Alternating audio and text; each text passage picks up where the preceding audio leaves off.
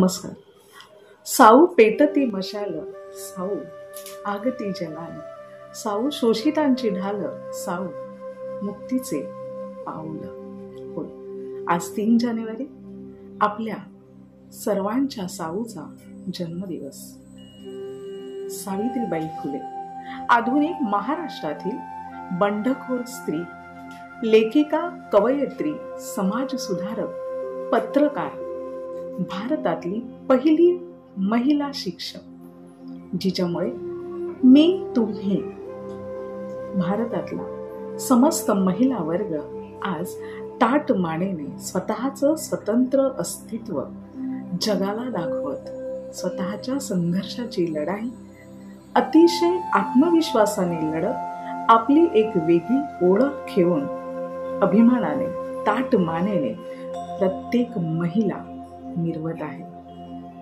ही महिला आज असं कोणतंही क्षेत्र नाही जिथे तिने शिरकाव केलेला नाही, आणि यामागेच आहे तपश्चर्या आपल्या साऊची. साऊचा जन्मदिवस आपण बालिका दिन म्हणून साजरा करतो. तसेच हा महिला मुक्ती दिन सुद्धा. ती होती म्हणूनच आज आपण आहोत. तिच्या अथक संघर्षाला, तिच्या कर्तृत्वाला, तिच्या लढाईला शेण गोळे झेलत अभिमानाने ताठवाणीने न डगमगता प्रवाहाविरुद्ध जाऊन स्वतःची लढाई खंबीरपणे लढत ती लढली, ती जिंकली. म्हणूनच कधीही अपयश मानू नका. आलेल्या परिस्थितीला तोंड देत त्या साऊसारखं पुढे जात राहायचं.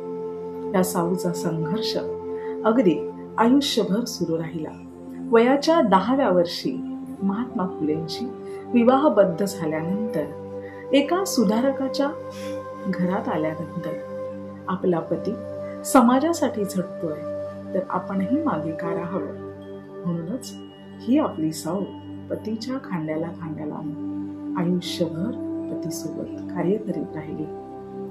फक्त महिलांसाठी नाही तर दलितांसाठी, दीनदुबळ्यांसाठी हे दाम्पत्य कार्य करीत होतं. भिडेवाड्यामध्ये मुलींसाठी पहिली शाळा सुरू केली. त्यानंतर अशा 19 शाळा सुरू राहिल्या. सत्यशोधक समाज स्थापन करून फुले दाम्पत्याने दीनदुबळ्यांसाठी, गोरगरिबांसाठी, वंचित समाजातील दुर्लक्षित घटकांसाठी कार्य सुरू केलं. विवाहाची एक नवीन पद्धत सुरू केली, ज्यामध्ये हा विवाह सत्यशोधक विवाह म्हणून प्रसिद्धी झाला. या कार्यामध्ये सावित्रीबाईला तिची सखी फातिमाबाई हिची सुद्धा मुलाची साथ लावली. तिला विसरून कसं चालेल? तर मंडळी, आजचा हा सावित्रीबाई फुले यांचा जन्मदिवस आम्ही साजरा करतोय अतिशय उत्साहाने, ऊर्जेने, कारण तिच्या प्रेरणेनेच आम्ही आज उभ्या आहोत. आणि अशा असंख्य भारतीय महिला उभ्या राहणार आहेत, पुढे जात राहणार आहेत, संघर्षाला न जुमानता, न घाबरता.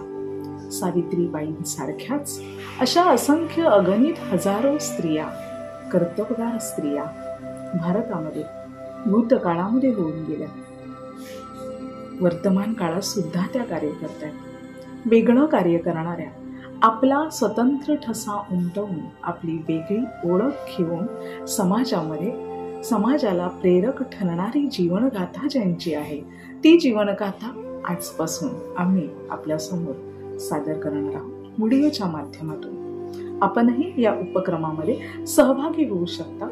अशीच भारतीय महिलेची प्रेरक यशोगाथा घेऊन व्हिडिओच्या माध्यमातून त्वरित आम्हाला संपर्क करा आणि अशाच जीवनगाथा, यशोगाथा आपण सगळ्यांच्या सहभागाने सर्वांसमोर आणूया.